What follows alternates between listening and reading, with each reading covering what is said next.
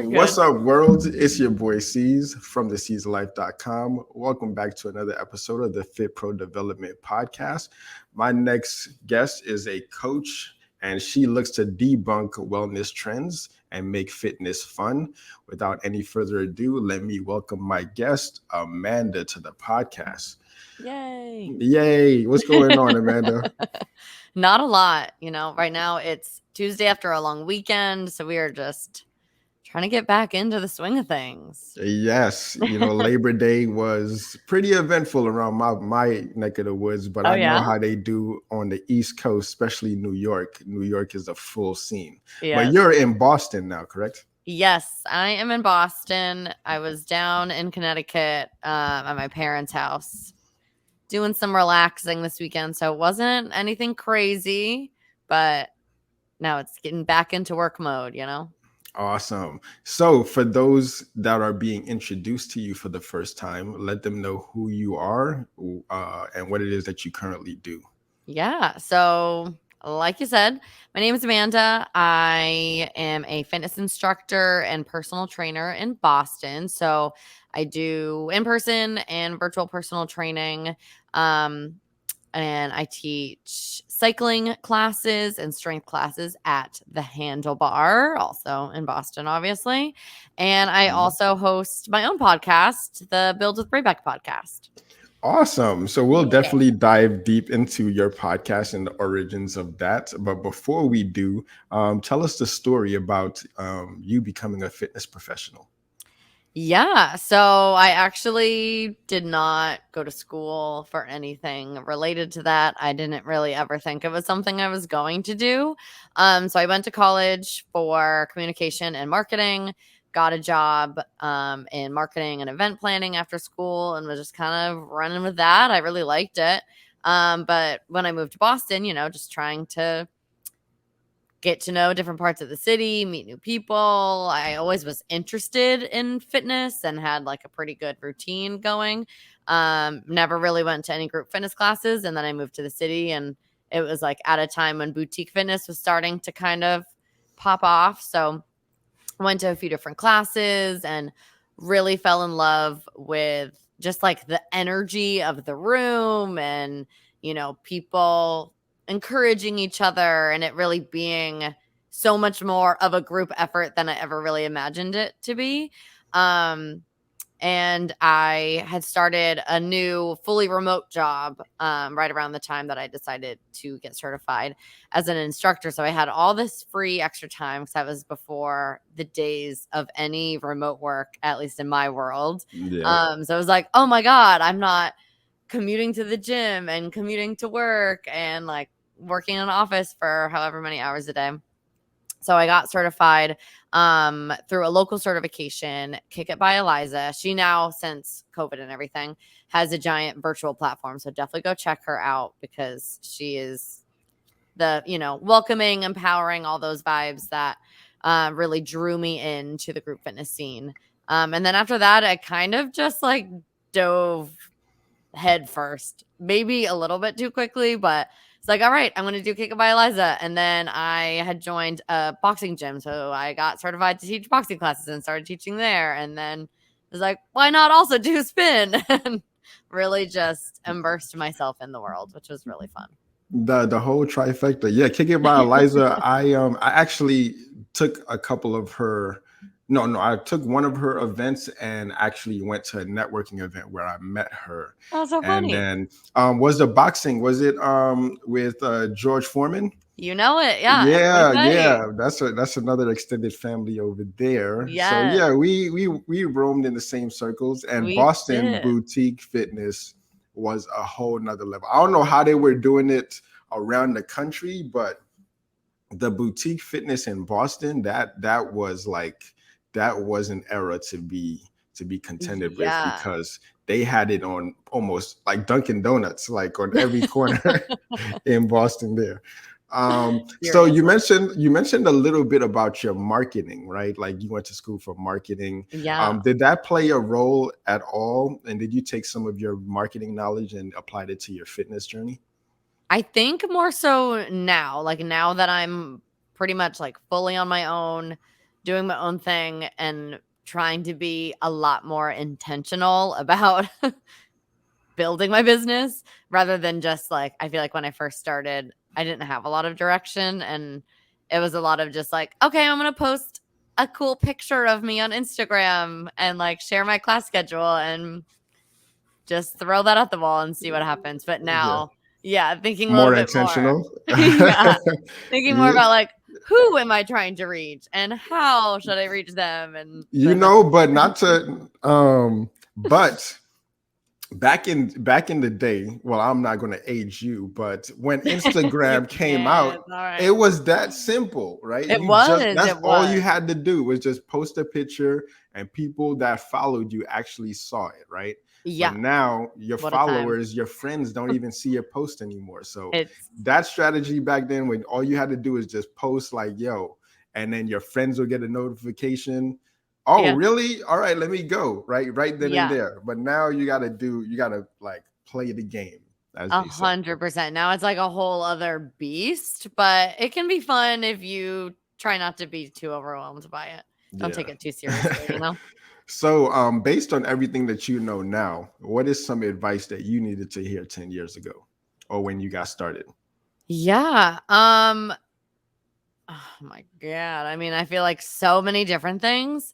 Um, I think, okay, a few different things. One is I'm glad that I did it in the way that I did, like jumping right in and really getting my feet wet. But I also think it would have been beneficial to slow down a little bit and take my time really perfecting my craft at like each individual thing and being really intentional about like, okay, what communities do I really fit into? Am I really drawn to? What is my like mission and my purpose? I didn't really have any of that, which also made it difficult, going back to the Instagram thing. I think it was also a time where that kind of was what Instagram was just, oh, these cool fitness professional like photo shoots. And then you like post a picture with some inspirational quote. And like that was that. And in my head, I was like, oh, that's so cool. But I didn't really have the meaning To back it behind up. like Yeah. my own heart in it yet, which made it difficult to kind of create my own community or enter into one and also kind of find my own tribe and everything. So I think take your time, be intentional about who you're aligning with, if you're aligning with brands or studios, and you don't have to be the number one right at the beginning. You Yeah. can So how did you eventually find your tribe? time and like trial and error. I feel like I don't feel like I made any like large mistakes or missteps in terms of being with the wrong people, I don't think, but I think the more I got to know myself as a trainer and got to know really what I believe in terms of, health and fitness and how I look at it now, it kind of helps shape like, oh, okay, I want to be here at this studio and maybe I don't really want to partner with this brand that message like kind of not collides, but like Of opposition? yeah, you know. Mhm. With like what I want to share with the world. Um yeah, like it's okay to say no, or if you start something and it actually isn't the right fit, like it's okay to Just pivot and back keep away. it pushing. Yeah. Yeah, that's awesome. Community building is big. I often say this ad nauseum. Like, if you want to see success in this industry, you can't do it alone. You need a No. tribe, you need a community. So if you don't already have a tribe, align yourself with one. And then as you grow and develop and outgrow that tribe, maybe you Yeah. can, pivot and do your own thing. But Yeah. community building is big and it's all encompassing. like your mission statement, right, is to debunk wellness trends. So that automatically is people who are exhausted by all these different trends popping up, and Yeah. they just want to stick to what actually works and get them the results at the end of the day. And people don't really care about it. It's nice on the eyes, right? It tickles the ears, Yeah. but at the end of the day, they want to live a more healthier, prosperous life. So if you Yeah. could deliver them that result, they'll just, migrate with you wherever you go. Yeah. No, and I love what you said about like you can't do it alone, and it's so real. And I feel like the industry, you definitely can run into a lot of ego. And like we all have ego. It is within all of us. But I Mhm. would say really try to check the ego at the door and like link arms with the cool people that you run into. Like they don't need to be looked at as your competition. Like there's room for all of us. So instead of trying to be in opposition with them, Mhm. link up, get to know them, see what you can learn from them. Maybe they'll learn something from you. And then even if in a way you're competing, you'll be stronger doing it together than, you Yeah. know, Iron choosing. sharpens iron is what's Yeah. the name of that George Foreman gym again? Fight. Everybody fights. Everybody fights, yeah. Yeah. Like they had a saying that iron sharpens iron, right? And they Yeah. were just constantly just, training each other, working with each other. Even interviews like this, like learning different perspectives from different coaches. Totally. Like this is my way of sharpening my iron and my knowledge, because everybody's path is singular for them and their perspective, right? But then when Yeah. you hear from different perspectives, you're like, oh, okay, yes, I was on the right track. No, I wasn't. Oh, I should have done that. Okay. But Right. at the end of the day, this video, this interview is going to be archived. So whoever discovers it can extract whatever value that is. And it's just based Yeah. from, two fitness professionals, sharpening each other by, conversation. Yeah. Conversation at the end of the day, it is healing. And it goes back generations, right? Yeah. So 100%. so for those, like, I see that you do a lot. So for those coaches that want career paths similar like yours, or like want to see some of your successes, what are some things that they should be doing right now? Yeah. I mean, I would say just start, like go. I mean, like I said, maybe you don't have to jump in and do all of the certifications and do a million things at once, but really take the time to, if you don't know what kind of fitness classes you want to work at or what kind of studio you want to be at, just be exploring and spending time and having conversations and talking to people and kind of seeing where you vibe. And then once you kind of know where you want to be, live and breathe it, take the classes, try to take classes with a bunch of different instructors, and not in a way that you're copying them, but start to be analytical of like, oh, what are things that they said that made me feel really good, or how did they program their playlist to really play on, the feeling in the room, or just like really start to learn from the people around you because they're right there. I was about to say it's like free education. It's not free because like Yeah, yeah, fitness is you pay, expensive. yeah. Like you mentioned playlists in Boston, my experience was Yeah. huge, Mm. right? Like people don't really think like, you could just hop on Spotify now and create your playlist, but people would go to No. just classes just for the playlist, right? Yeah. And it would be like a legion of people just like, oh man. It's like sort of you're a fitness instructor, you're a DJ, motivational Yeah. speaker, all of that. So, It's a lot. do you currently have your own playlist, or do you just sort of like extract from different, or just like play it automatically from No, like a Spotify or something? it is a new playlist every single class. Unless some weeks I will reuse a playlist, but it's only if I'm teaching at the different studio, so I know there's no crossover. Okay, But okay. but even Like, then by the end of the week, I'm like changing up the songs and stuff because I yeah. get bored of it. Is it on Spotify, or do you just have it on like your hard drive or something? So I do it on Spotify, but then I'm also downloading songs. Don't get me in trouble illegally on Hey, we're all SoundCloud. pirates. Yeah. That's not illegal, is it? I If don't you're in, know. It's like no, the SoundCloud isn't illegal. I mean, It's not SoundCloud's illegal not, but I think like unless you're selling it, or you're like, I mean, I'm unless you're not selling selling it. it. Yeah, you're just putting Yeah, it so I think on it's okay. your, yeah. Only But if like, you're like foul, like, anyway, we're not going to get into yeah, that, I'm but not I selling know any what of you it. mean. I know So what you mean. don't take me to court. But yeah, SoundCloud, BPM Supreme, and then it's like you want to be editing out. I'm like, we're all adults. We can listen to some swears, but I like to Hmm. keep it clean in terms of Clean. like we can respect each other. So then Yeah. like going on to, another program to like edit out some of the words and then making sure it all flows together and Oh, so it's you creating the mix it vibe into, that you oh, want. okay, nice. That's dope. That's It's dope. Like, so you are like a DJ now, and you okay. have your podcast, right? So you're like a multimedia mogul at that, right? So Maybe. I don't know. I was yeah, recently thinking, I was like, I should just take a DJ class at this point. Like, this could be the start of something. But yeah. then I'm Like like, I'm too when you, tired. I like don't that's want the to stay thing up late where, at DJ. yeah, like as a fitness professional or someone independent, as an Yeah. independent fitness professional, you'll find yourself doing several different artistic things that you're like, this really came with the job. Like, Yeah.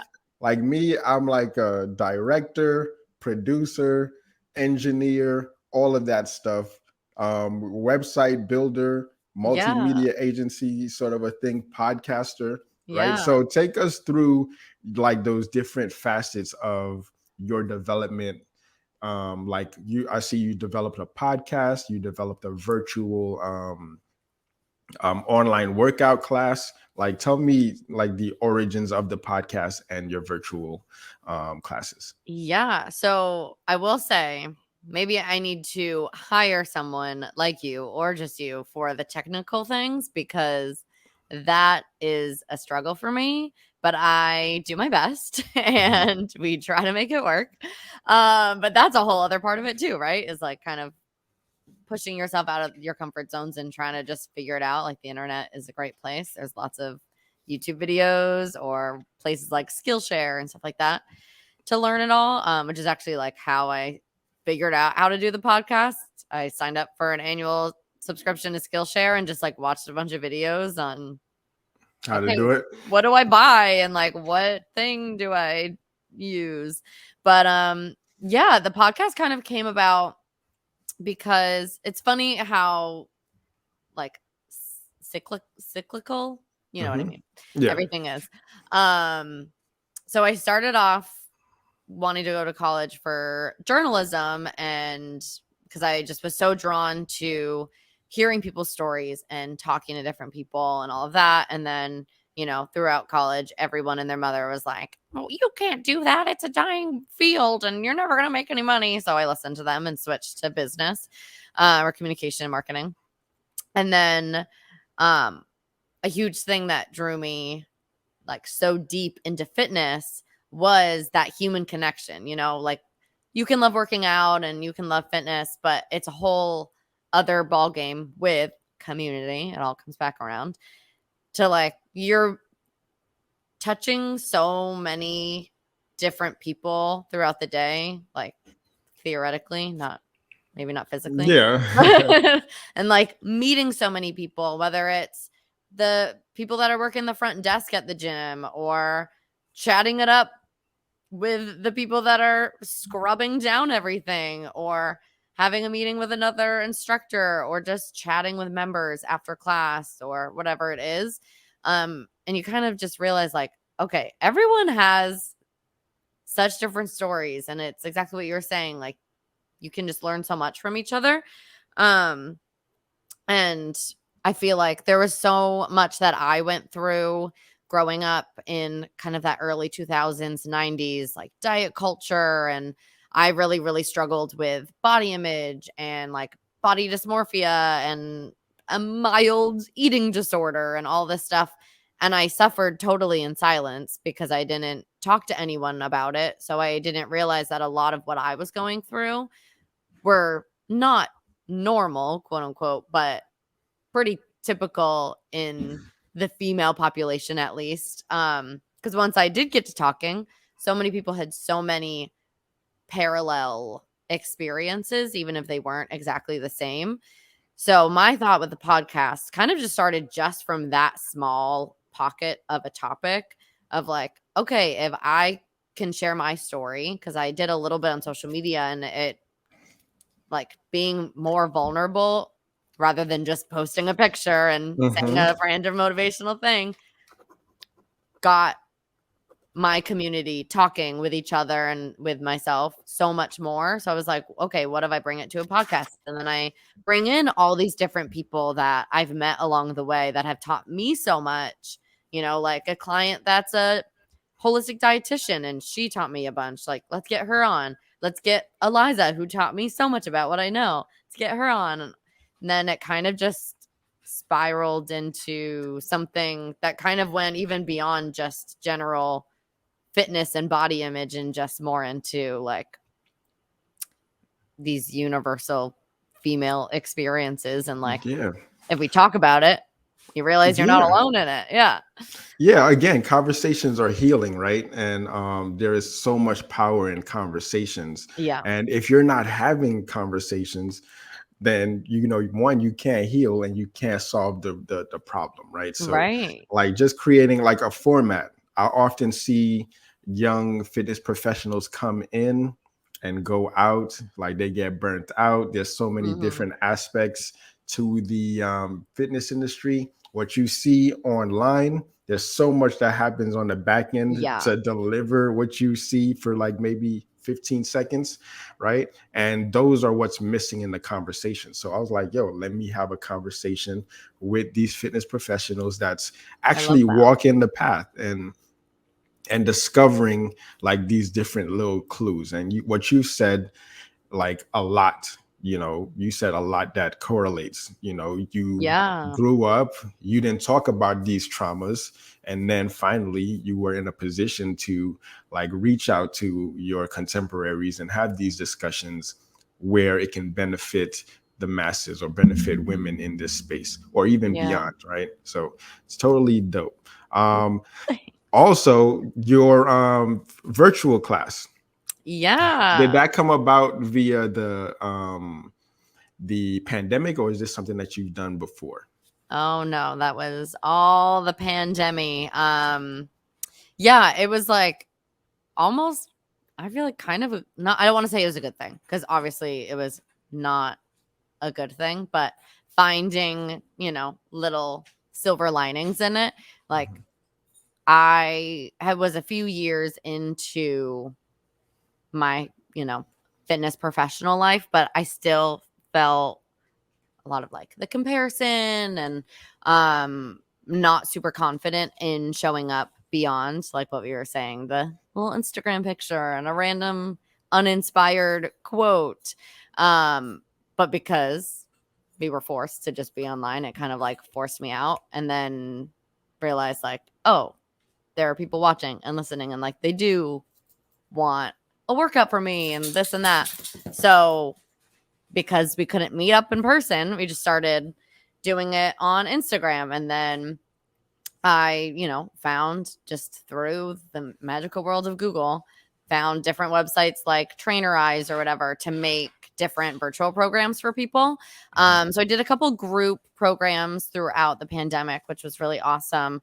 I haven't really done one in a little while. I've kind of shifted into more mindset work with the virtual stuff. So right now I'm gearing up to host another virtual, it's kind of like a body image, food freedom, mindset with working out, all encompassing, so we can get away from like all the restrictives and the ups and the downs and the yo-yo dieting, and just actually live like a supportive, healthy lifestyle, but also like enjoy yourself along the way, Awesome. I'll be sure to follow up and link what Yeah, how they definitely. can get Yeah. in contact with you in regards to that. Yeah, I'll share my links for Yeah. sure. So a career in the fitness industry does not go without any, battles or like slaying of dragons, right? So what has been some of the biggest challenges that you had to overcome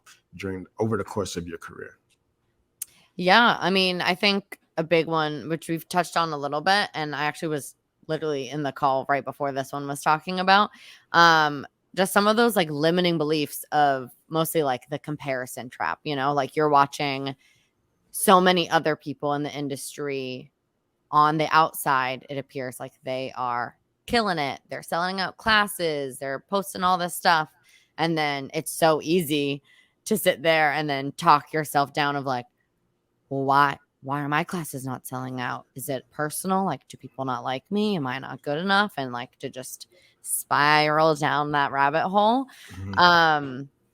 And that's a huge one just because you're surrounded by all the other people. So it's really easy to just go down that rabbit hole all the time. But it's kind of like what you were saying before, instead of allowing yourself to do that, take a step back and be like, okay, what can I learn from that person? Maybe we partner up. Maybe I spend more time with them. And also like look within and be honest of like, okay, well, what do I have that some of these other people don't have? Like, what can my experience bring to my clients or members or whatever that maybe they don't have either? Yeah, and then just like going from there, right? Yeah, it's easy to just see all the pretty stuff, and there's a process to delivering that pretty stuff, right? Yeah. And people just skirt past the process and they just want the pretty stuff. But in order Mhm. for you to have the pretty stuff, follow the different steps to get there, right? So like over the course of your career, different spaces, different communities, finding your tribe, what has been like the biggest wins? Biggest wins. Yeah. Ooh. I don't even know. I feel like one of the biggest wins for sure was landing a teaching position at the studio that I teach at now, at the Handlebar. I feel like when I first started going to classes in Boston, I went to a bunch of their classes and was just like blown away by just the talent of the instructors and how captivating they were, but also so welcoming and inclusive and made you feel comfortable and challenged. And, it was that whole just all encompassing experience. And again, my own limiting beliefs. I, immediately wrote that off as ever being a possibility for myself. And I almost didn't even audition. Like so many people of different, friends or whoever sent me the link of like, they're doing auditions, they're doing auditions. I'm like, no, I don't think I could. I don't think I'd ever make it. It's fine. Like, just freaking do it.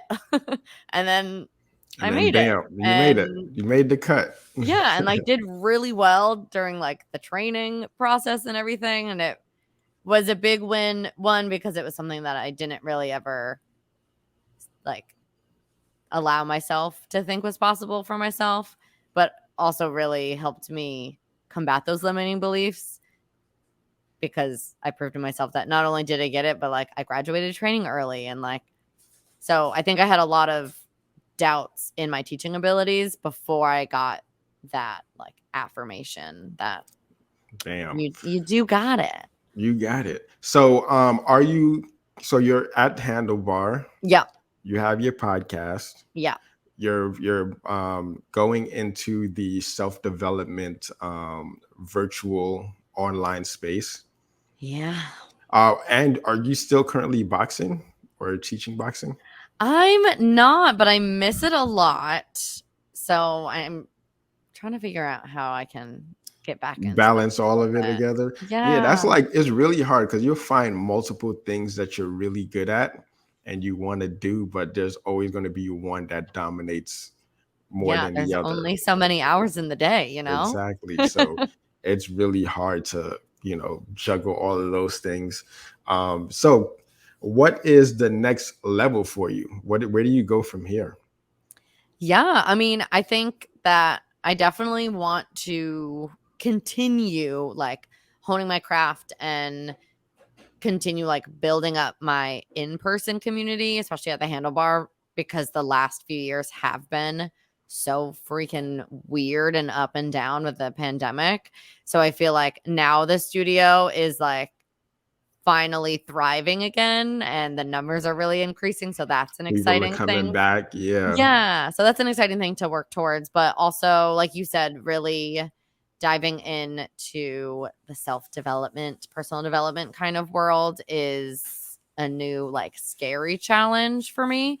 But definitely where I see myself going, like, in the long term, if for nothing other than just like the physicality that it takes to be a fitness professional in real life.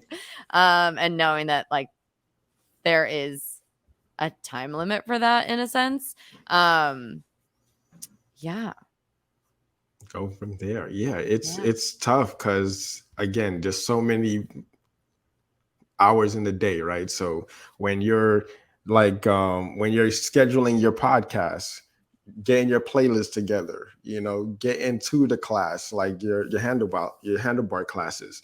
Like there's so much that goes into just the prep for Yeah. like maybe a couple of hours of you performing, Like right? 45 minutes. Yeah, it's literally like a performance, and you got to Yeah. do all these things to get there. But with like consistency, dedication, and discipline, you'll eventually get up there, man. So for all the fit pros out there, just focus on you. Like the comparison thing is natural. That's us, because that's all we see Human. around us. Is like we see people like us excelling, but we don't see what it took to get them there. That's the Yeah. only thing that we don't see. And that is basically the journey. The journey is what you don't see.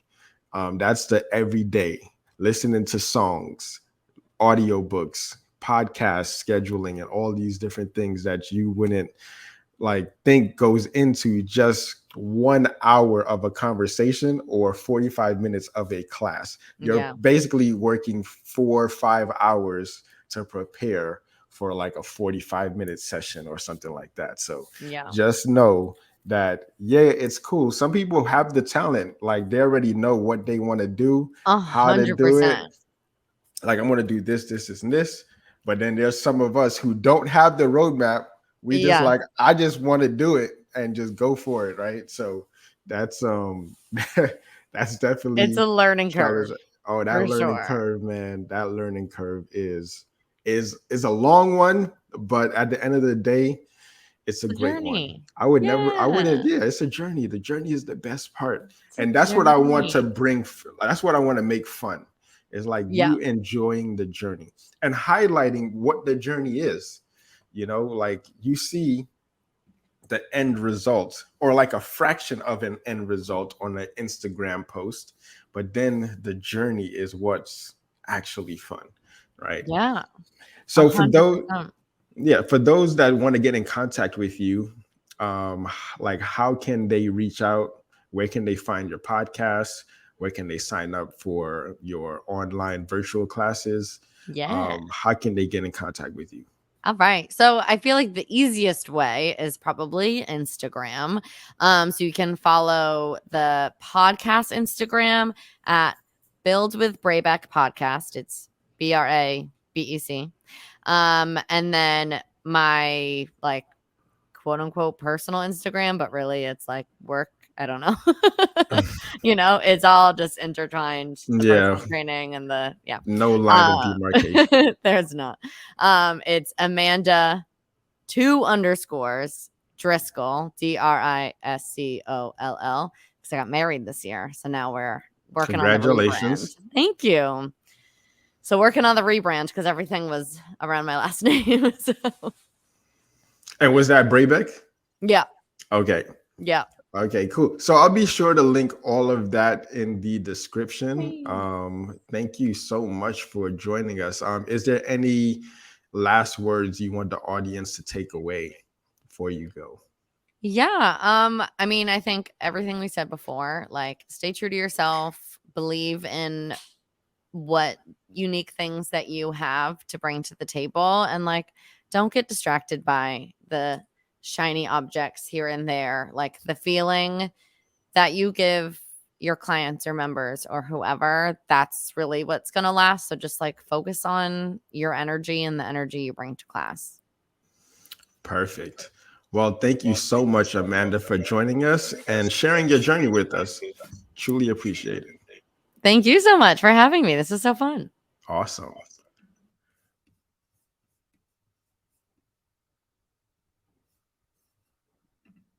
All right. Thank you guys so much for joining us for yet another episode of the Fitpro Development Podcast. Again, thank you, Amanda, for joining us. I will be sure to link all of her links down in the description. So follow up, check up on her page and her conversations and her journey in entrepreneurship and personal development within this fitness space. But again, if you guys want to have a discussion about your journey and you're a fitness professional, be sure to comment down below, share this message, and reach out to me in the DMs or on an email. And I'll love to have you guys as a guest, right? But without any further ado, thank you once again for watching, and we will holler on the next one. Peace out.